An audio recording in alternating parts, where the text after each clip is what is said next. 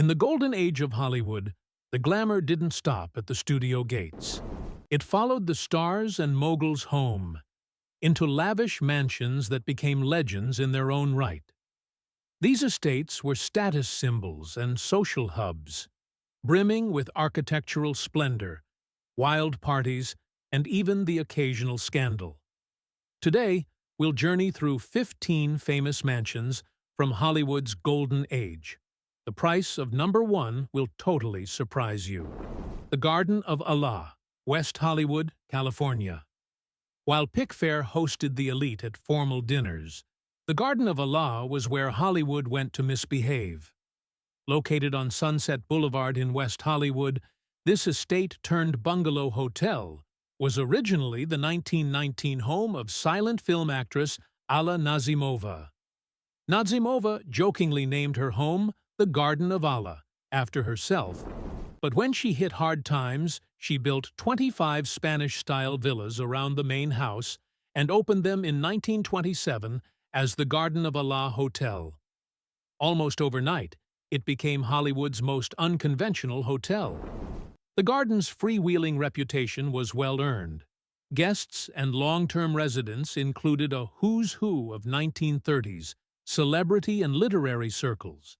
F. Scott Fitzgerald wrote himself a tongue-in-cheek postcard from there.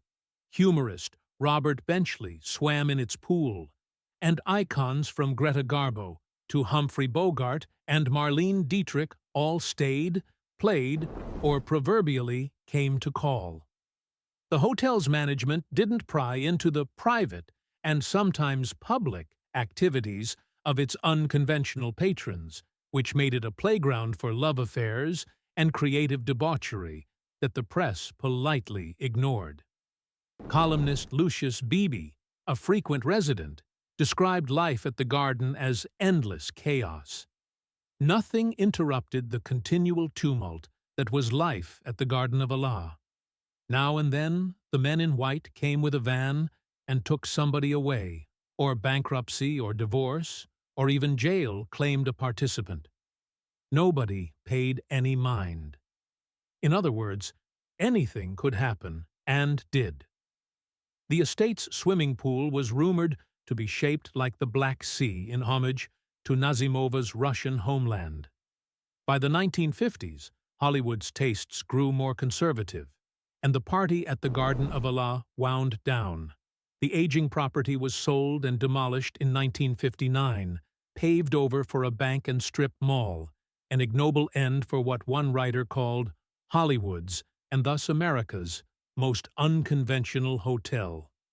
As columnist Sheila Graham eulogized, "For one brief moment, it was Camelot. It was inevitable that Hollywood as we knew it, and its satellite, Allah's Garden, should disappear together." Enchanted Hill, Beverly Hills, California. High above Beverly Hills sat the Enchanted Hill, a fitting name for the fairy tale estate of screenwriter Frances Marian and her husband, cowboy star Fred Thompson.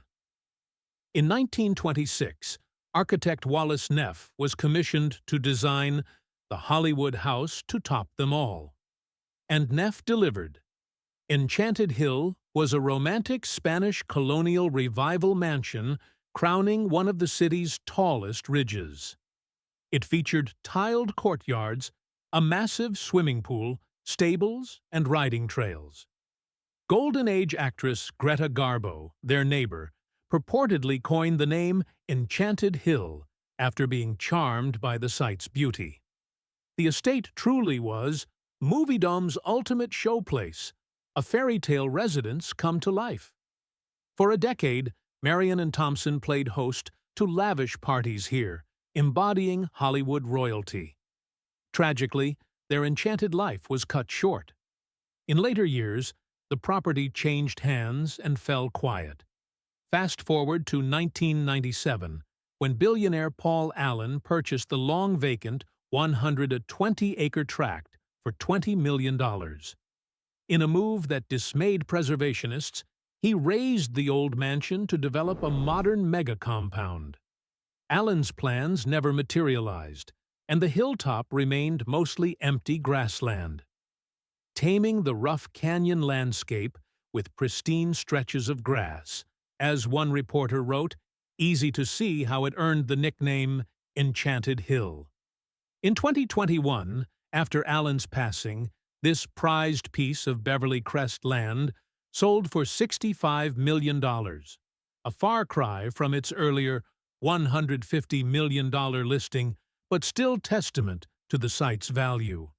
Today, nothing remains of the original Enchanted Hill, except memories and the panoramic views that enchanted its early owners.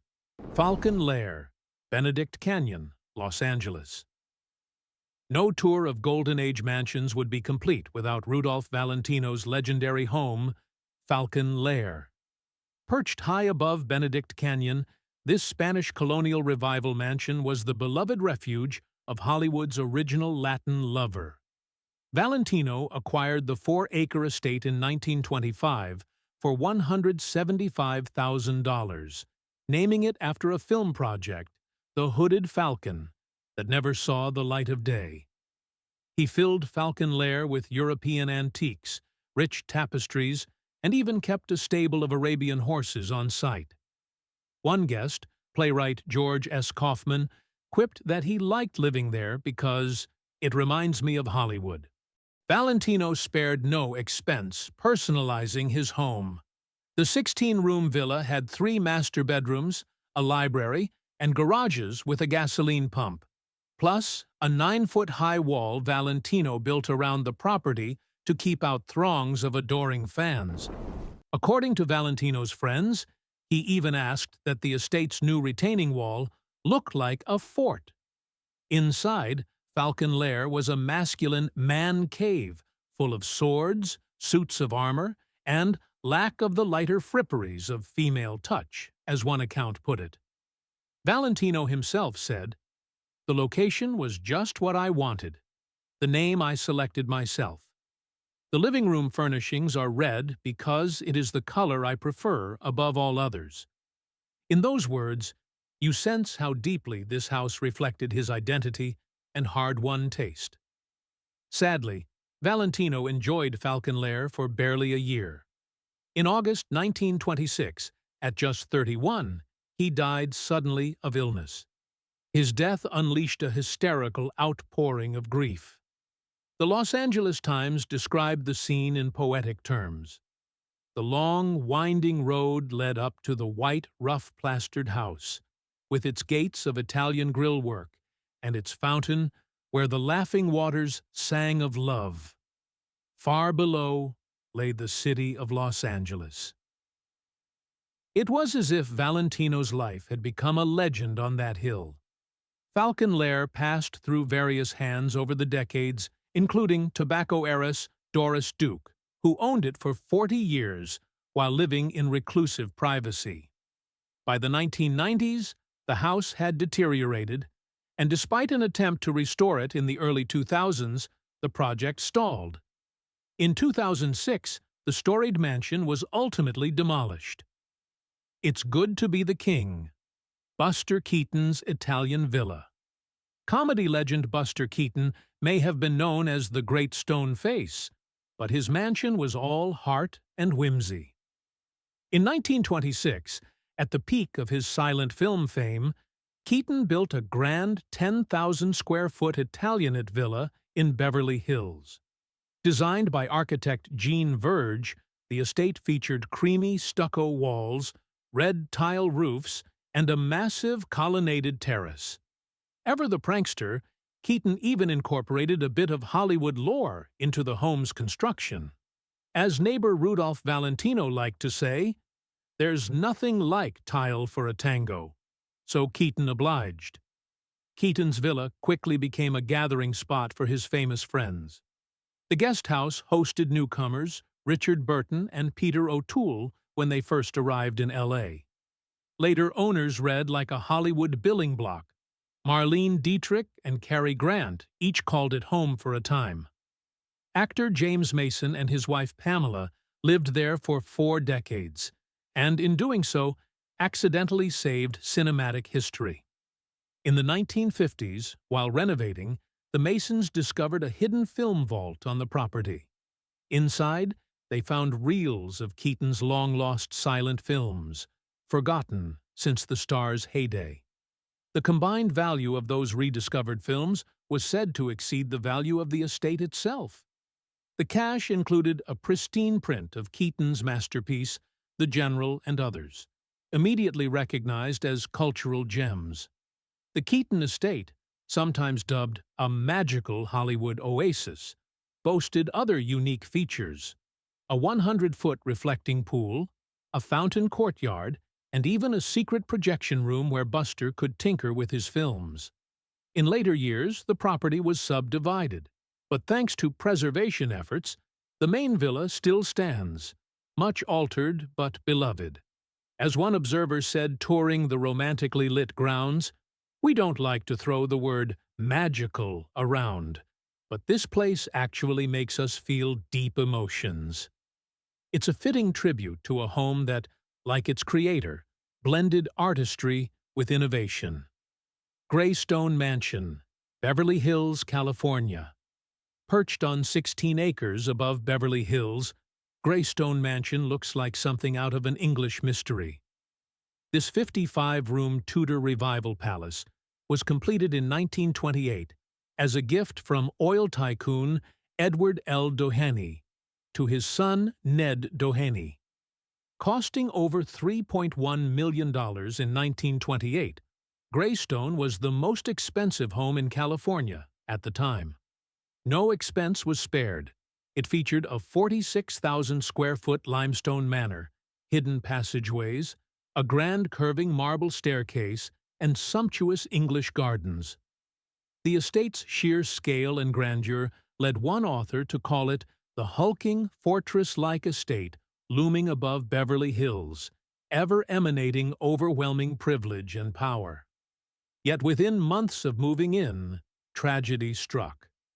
In February 1929, Ned Doheny and his personal secretary were found dead in Greystone's guest wing, victims of an apparent murder-suicide under suspicious circumstances.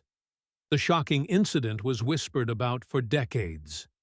Some evidence suggested Ned may have taken his own life. Others believed there was a cover-up to protect the Doheny name. The full truth remains a Hollywood mystery, lending Greystone an aura of intrigue it has never shaken. After those dark beginnings, Ned's widow Lucy continued to live at Greystone until 1955. Eventually, the mansion was sold and, in 1965, purchased by the city of Beverly Hills to prevent its demolition. Today, Greystone is a public park and event venue. Its once private gardens now open for all to wander. If the estate looks familiar, that's because it has starred in dozens of films, often playing the archetype of a stately, maybe secret-filled mansion. Its iconic descending staircase is one of Hollywood's favorite sets. Restoration efforts over the years have preserved Greystone's elegant bones, and it's recognized on the National Register of Historic Places. As a historian wrote, "No studio czar's residence, before or since, has ever surpassed in size, grandeur, or sheer glamour than the Jack Warner estate." Pfair, Beverly Hills, California. Our tour begins with Pfair, perhaps the most fabled home of early Hollywood royalty. Nestled in Beverly Hills, Pfair was the hilltop retreat of silent film superstars Mary Pickford and Douglas Fairbanks. In 1919, Fairbanks bought what was then a modest hunting lodge and, for his bride Mary, transformed it into a 25-room mansion with stables, tennis courts, a screening room, and Los Angeles's first in-ground pool. The estate's name is a blend of Pickford and Fairbanks. Life magazine once described Pfair as a gathering place only slightly less important than the White House, and much more fun. Indeed, its guest lists sparkled with royalty of both the real and real variety. Albert Einstein, Charlie Chaplin, the King of Spain, and the Duke and Duchess of Windsor all dined or stayed in Pfair's green-gabled halls. The mansion's hospitality was legendary. With its mock Tudor design by architect Wallace Neff, oak-paneled banquet hall, and a canoe-friendly swimming pool, Pfair embodied Hollywood's Jazz Age opulence. Pfair also saw its share of Hollywood history. United Artists was conceived in its living room, and it even served as honeymoon haven for visiting dignitaries.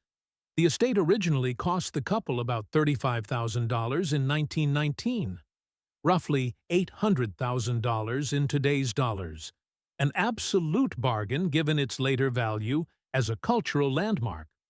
Sadly, the original Pfair is no more. After Mary Pickford's death in 1979, the mansion changed hands and was controversially demolished in 1990 by new owners despite public outcry. Only the guest wing and a few artifacts, like the ornate gates and kidney-shaped pool, remain of the Buckingham Palace of Hollywood. As Douglas Fairbanks Jr. lamented, "I regret it very much. I wonder if they were going to demolish it, why they bought it in the first place."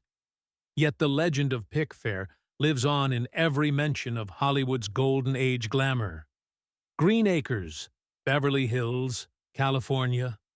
Silent comedy star Harold Lloyd may not be as instantly known today as Chaplin or Keaton, but in the 1920s he was one of Hollywood's wealthiest figures, and his estate Green Acres was arguably the era's grandest movie star residence. Built between 1926 and 1929, Green Acres encompassed 15 acres in Benedict Canyon, centered on a 44-room mansion of Italian Renaissance design. It cost Lloyd over $2 million to construct, and at its 1929 completion, it was the largest estate in California at the time. Truly, a private kingdom known as the most impressive movie star's estate ever created. Lloyd named it Green Acres for its rolling lawns and gardens. And what gardens they were! According to one encyclopedia, Green Acres boasted 7 separate gardens, 12 major fountains, a 100-foot waterfall with a canoe lake and a mill pond below, and a 250,000-gallon Olympic-sized swimming pool. The pool was adjoined by a pavilion area used for lavish nighttime summer parties, with its own bandstand and bar. All that, plus an open-air theater, a 9-hole private golf course, bridle trails, and even a thatch-roofed children's play cottage, with running water and electricity for Lloyd's kids. In Harold Lloyd's words, he wanted a permanent dwelling place suitable for a private family residence. Green Acres became the site of legendary Hollywood parties. Tarzan actor Johnny Weissmuller taught the Lloyd children to swim in that huge pool. Lloyd hosted open-air film screenings and gala evenings under the stars. During the Great Depression, he even opened his estate for charity events. After Lloyd's death in 1971, parts of the acreage were sold off, but the mansion and core 5 acres survived. In the 1980s, a new owner undertook a massive restoration, rescuing the estate from disrepair. They painstakingly rebuilt collapsed ceilings, repainted hand-painted murals, and revived the gold leaf projection room where Lloyd had screened his silent classics. Green Acres still stands today as a private residence, hidden behind high hedges. Preservationists lauded its designation as a historic cultural monument in the 1980s, noting that Green Acres remained in many ways the ultimate model of a Hollywood star's estate. And indeed, no star home has quite matched its scale or whimsy. As you wander its gardens, you can almost hear the echoes of laughter from a 1920s summer party. And imagine Harold Lloyd, the boyish daredevil in horn-rimmed glasses, grinning at the paradise his slapstick built. Hurst Castle, San Simeon, California. Traveling up the California coast, we reach a mansion so grand it's literally called a castle. Hurst Castle, formerly La Cuesta Encantada, was the dream estate of newspaper tycoon William Randolph Hearst. Though far from Hollywood, Hurst Castle was integral to Hollywood's golden age social scene. From the 1920s through the 1940s, Hearst's mistress played hostess here to a continuous house party of stars, politicians, and power brokers. The journey up Hearst's private mountain road famously culminated in what George Bernard Shaw called the place God would have built if he'd had the money. And it's hard to disagree. Designed by architect Julia Morgan over 28 years, Hurst Castle is a Mediterranean revival fantasy of 165 rooms, including a twin-towered main mansion and 3 luxurious guest villas. The estate sprawls over 90,000 square feet and once sat on 250,000 acres of private land. It has not one, but 2 pools of legendary beauty: the outdoor Neptune pool, a Greco-Roman extravaganza with marble colonnades, and the indoor Roman pool, tiled in cobalt blue and real gold leaf.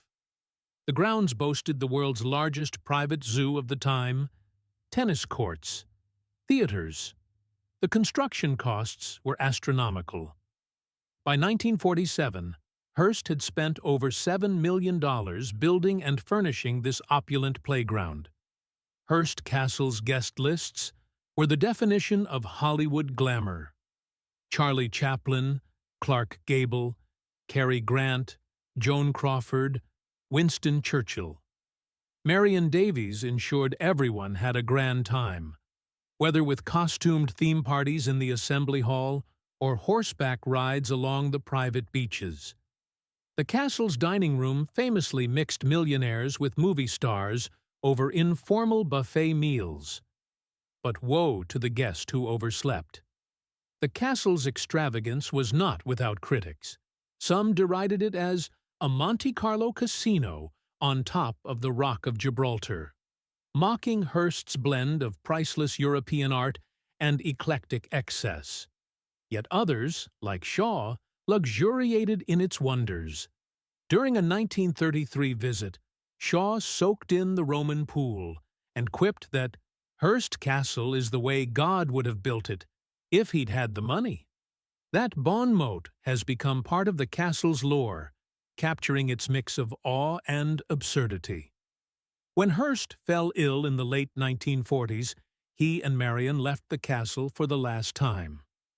After Hearst's death, Hurst Castle became a museum. It's preserved almost exactly as Hearst left it, right down to the half-finished projects. Stand in those halls, and you can imagine the clink of champagne glasses and the laughter of Hollywood's elite echoing through the vaulted ceilings. Hearst Castle remains a monument to an era's unimaginable wealth and vision, where Hollywood's fantasy and reality converged on a hilltop enchanted indeed. Marian Davies's Ocean House, Santa Monica, California. While Hearst built his castle on a remote hill, Marian Davies longed for a seaside retreat closer to Hollywood's action. In 1929, Hearst indulged her with an extravagant beachfront mansion in Santa Monica. This 100-plus room mansion stood right on the sand, complete with Greek columned porticos, lush gardens, tennis courts, guest houses, and an ornate marble swimming pool. The estate sprawled over 5 acres of prime beachfront.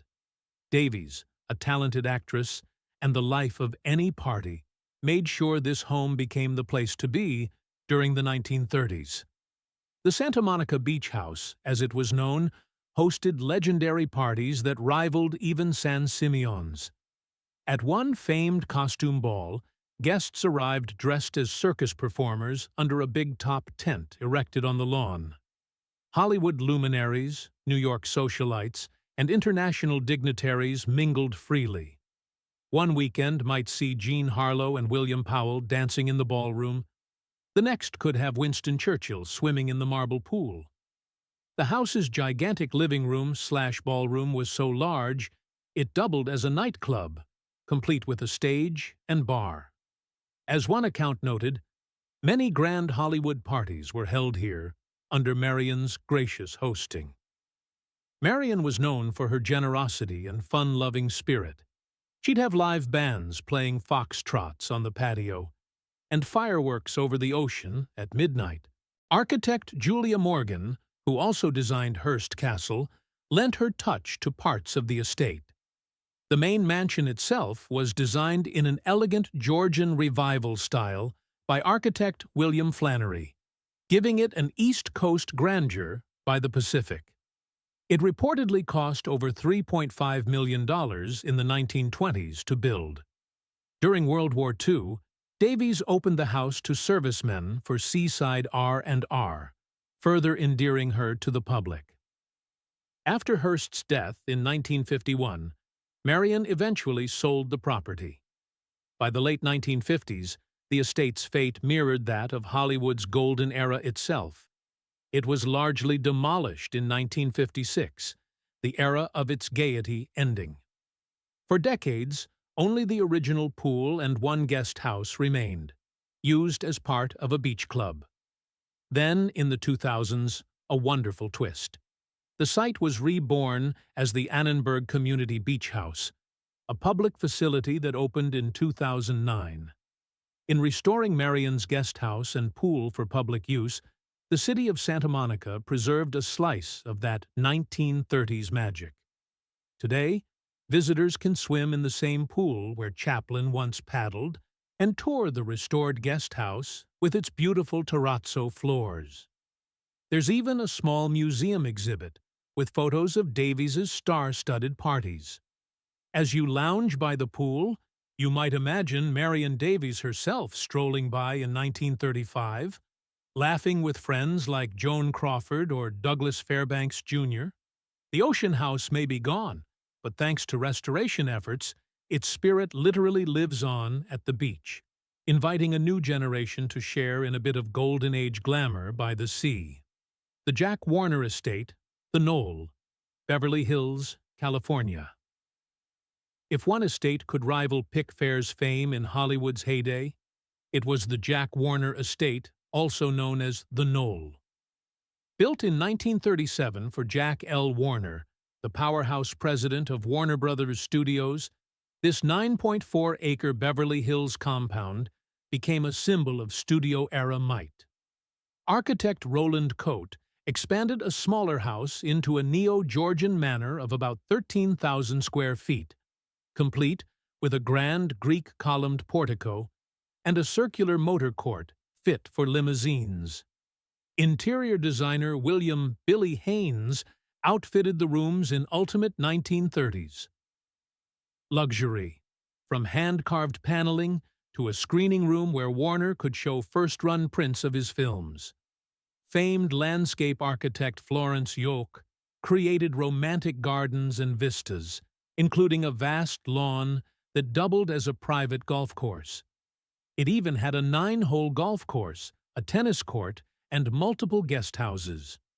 The Warner Estate was the very definition of Hollywood opulence. Architectural Digest once described it as the archetypal studio mogul's estate, and indeed it set a standard for splendor. Social gatherings at the Knoll were suitably grand. Jack and his wife Ann Warner hosted U.S. presidents and countless celebrities. An invitation to a Warner soiree signified one had truly arrived in Hollywood. The estate's nickname, The Knoll, referenced its proud perch on a rise in Benedict Canyon, ever so slightly above the rest of town. Amazingly, this estate survived essentially intact into the 21st century. After Jack's death in 1978, Ann Warner lived there until 1990.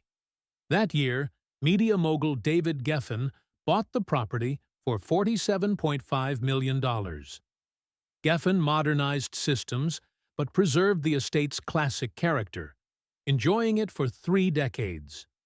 Then, in 2020, Warner Estate made headlines again when Amazon founder Jeff Bezos purchased it from Geffen for $165 million, setting a new California price record. Bezos reportedly values the privacy of the 9-acre grounds and the timeless elegance of the mansion.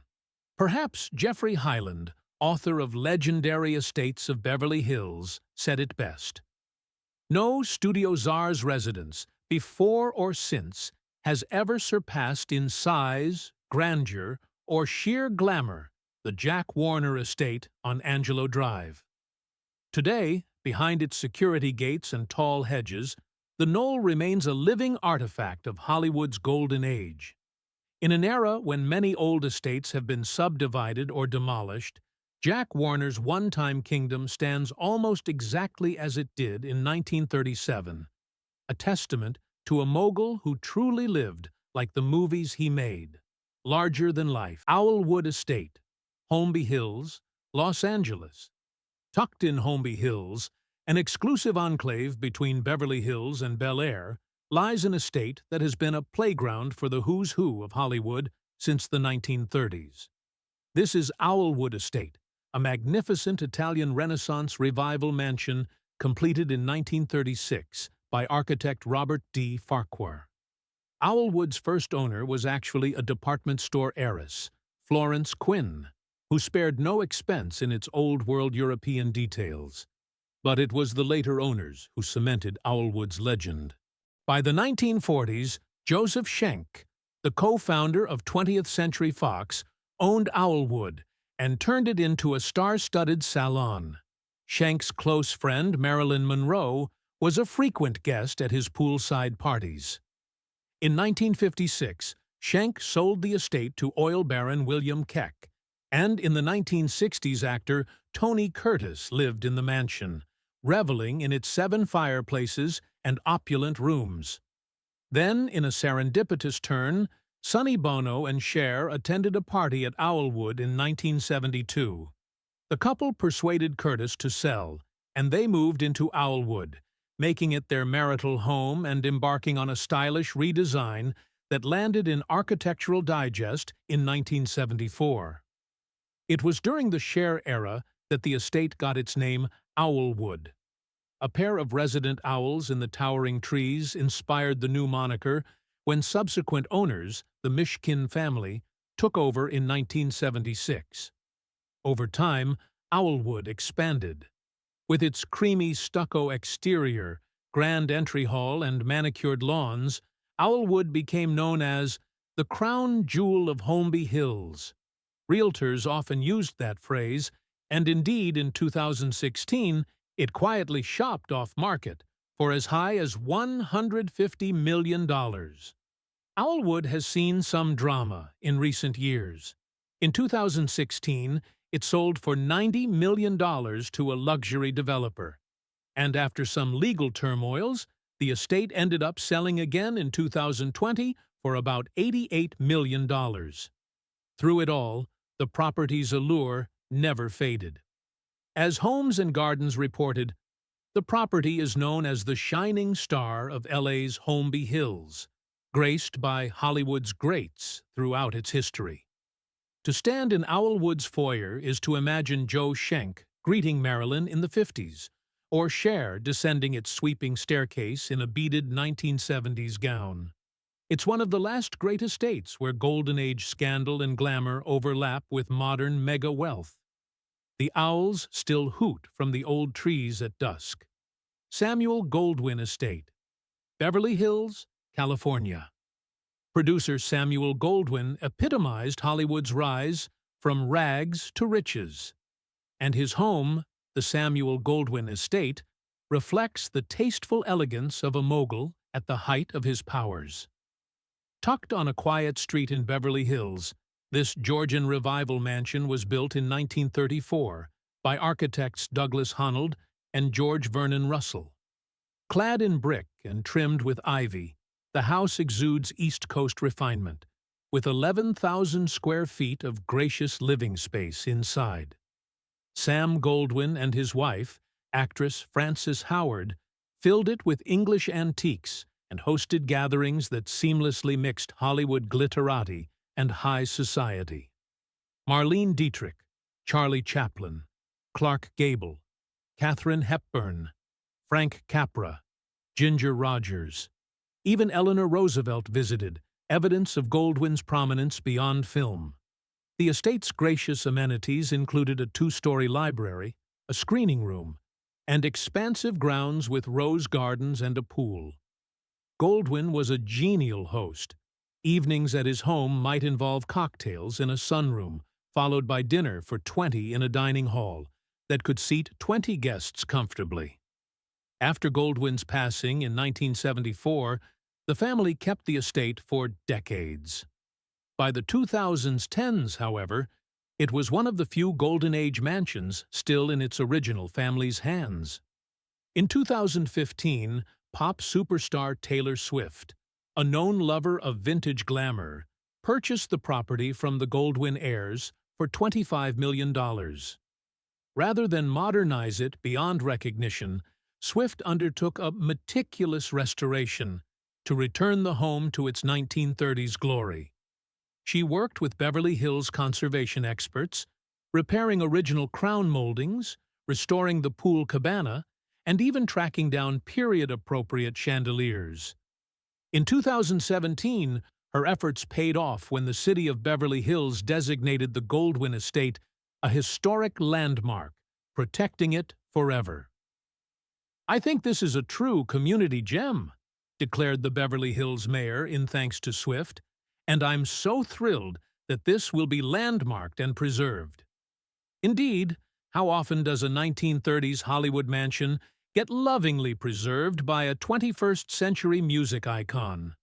Fittingly, Swift reportedly uses the home's second-floor study as a personal recording studio now, dubbing it Kitty Committee Studio.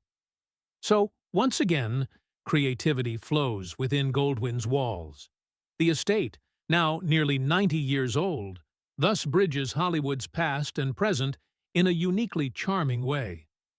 As you wander past its brick facade or glimpse its manicured hedges from the street, you feel a continuity.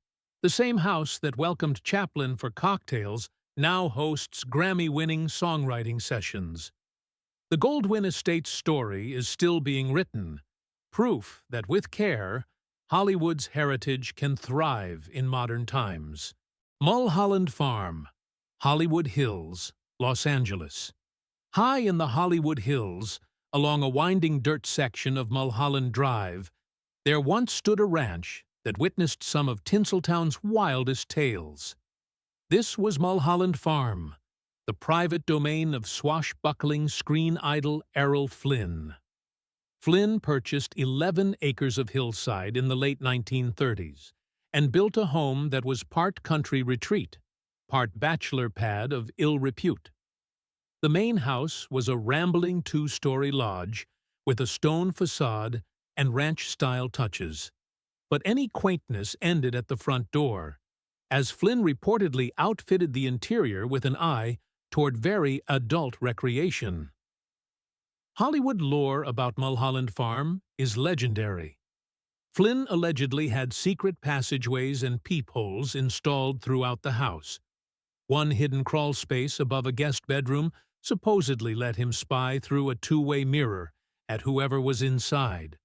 A secret door behind the bar led to a viewing area overlooking the women's guest bathroom. Yes, really. His master bedroom boasted a mirrored ceiling and a custom stone fireplace engraved with an obscene Latin motto. In the den, an infamous mural depicted nude figures with the heads of Flynn's favorite fishing companions. It's no surprise the phrase "in like Flynn" was coined during this era, referring to the actor's notorious success with female conquests. Flynn's parties at Mullholland Farm were notorious. The guest list included drinking buddies like W.C. Fields, David Niven, Orson Welles, and fellow rascals John Barrymore and Mickey Rooney. One oft-told anecdote has pranksters carrying John Barrymore's corpse to Mullholland Farm and propping it up in Flynn's living room to terrify him when he came home.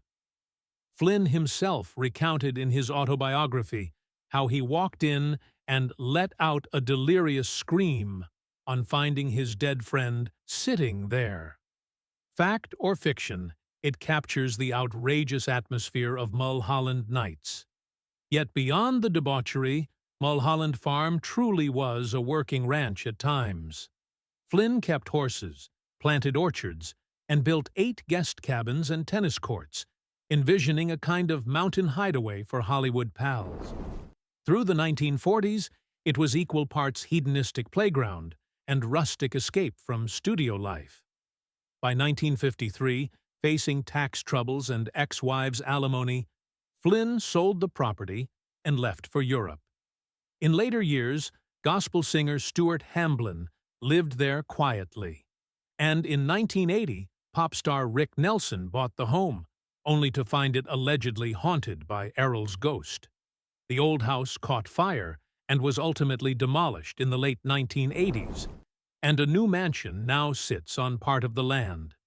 But a portion of Flynn's acreage became a nature reserve, and to this day, hikers on Upper Mullholland Drive sometimes stumble across a piece of stone foundation or an old tile.